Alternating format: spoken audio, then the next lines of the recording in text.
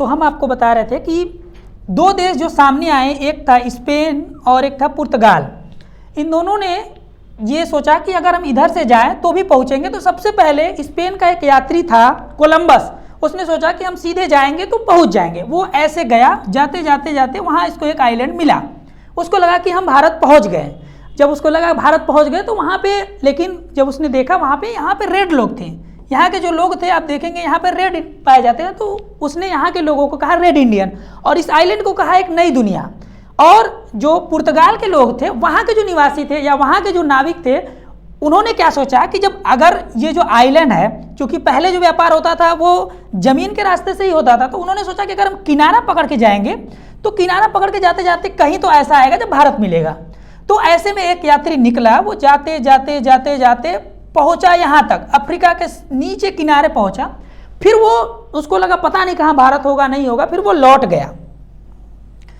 गया। जो यात्री यहाँ पे पहुंचा था स्पेन का, वो पहुंचा था 1486 ईस्वी में। उसके बाद आगे वास्को डी गामा नामक एक नाविक निकला, वो यहाँ से होते होते होते ये South Africa cape of good hope पार करके फिर इंडियन ओशन को पार करके यहाँ पहुंचा कालीकट बंदरगाह पे। कालीकट बंदरगाह पे उस टाइम जो शासन था वो था जमोरिन नाम का एक राजा था, उसका शासन था कालीकट पे। उसने स्वागत किया वास्को डी गामा का, और वास्को डी गामा यहाँ से जब मसाले लेके भारत से गया और जब वो पुर्तगाल में उसको बेचा तो 60 गुना मुनाफा हुआ। 60 गुना मुनाफा होने से, और उसके बाद फिर एक नाविक आया, वो भी भारत से व्यापार करके ऐसे गया।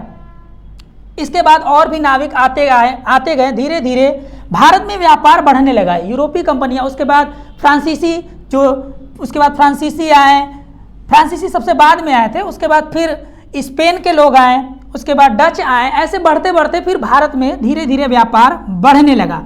व्यापार बढ़ने से हुआ ये कि जो बहुत सारी कंपनियां भारत में आई थी, वो जब व्यापार करती थी भारत से, एक ही चीज़ भारत से खरीद के जब वो यूरोप में बेचने जाती थी तो यहाँ पे भारत में उनको सामान को खरीदने के लिए होड़ लगी रहती थी, क्योंकि जितने कम सामान में दाम में वो माल को खरीदेंगी उतने उनको ज़्यादा मुनाफा होगा। तो इस तरीके से जो कंपनियां थी उनका आपस में टकराव शुरू हो गया, वो आपस में ही लड़ने लगी एक दूसरे से।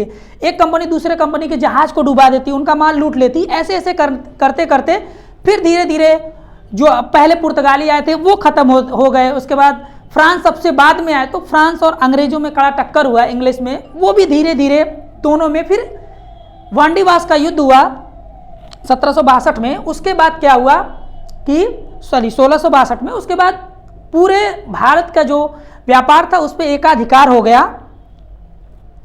इंग्लिश कंपनी का, ईस्ट इंडिया कंपनी का अधिकार हो गया।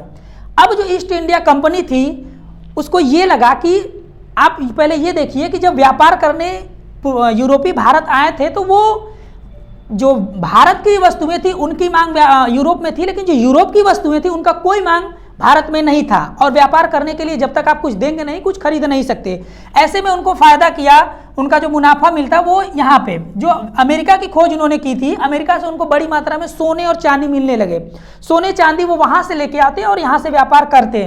लेकिन फिर उन्होंने सोचा कि इतनी दूर से ले आने और ले जाने में उनको बड़ा दिक्कत होता, तो वो सोचने लगे कुछ ऐसा रास्ता खोजा जाए जिससे कि भारत से ही हम सामान ले जाएं, जो हम खरीदने वाला है वो भी भारत से ही ले। ऐसे में वो जो यहाँ के राजा थे, जो भारत के राजा थे, इस समय कोई बड़ा साम्राज्य भारत में था नहीं, छोटे छोटे राजा हुआ करते थे। क्योंकि आप देखेंगे 1707 के बाद मुगल साम्राज्य धीरे धीरे पतन हो गया। मुगल साम्राज्य का पतन हुआ तो छोटे छोटे राजा बहुत सारे हुए। ऐसे में उनको जो पहला बड़ा चीज मिला वो मिला बंगाल की दीवानी।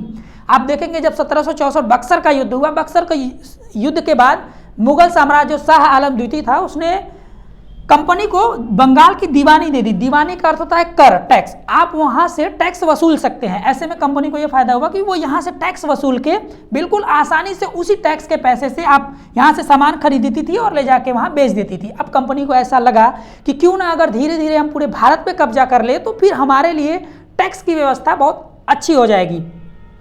तो यहां से फिर शुरू हुआ कंपनी का राजनीति मामले में हस्तक्षेप। वो छोटे छोटे राजा को मिला के, एक राजा से मिलकर दूसरे राजा को लड़ाती, फिर दूसरे से मिलकर तीसरों को। ऐसे करते करते बंगाल, हैदराबाद, पूरे भारत पे उन्होंने कब्जा कर लिया। और फिर 17वीं शताब्दी के शुरुआत आते आते पूरे भारत में, भारत के एक बड़े व्यवस्था पे कंपनी का अधिकार हो चुका था। ऐसे में आप देखेंगे फिर 1857 का एक महाविद्रोह।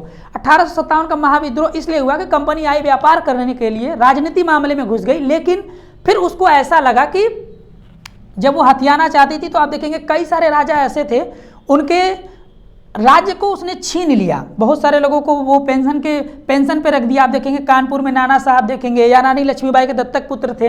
ऐसे ऐसे बहुत सारे राजाओं को उन्होंने अपने खिलाफ कर दिया। फिर उसके बाद धर्म में वो घुसने लगे। ईसाई, आप देखेंगे ईसाई यूरोप से जो भारत आए थे, उनका मुख्य ये भी मानना था कि अगर हम पूरे भारतीयों को ईसाई बना देंगे तो जो चीज़ें हमें यूरोप में, जिन वस्तुओं की मांग है, उनकी मांग हमें यूरोप में भी, भारत में भी हो जाएगी, तो फिर हमारा जो व्यापार है वो और अच्छे से चलेगा।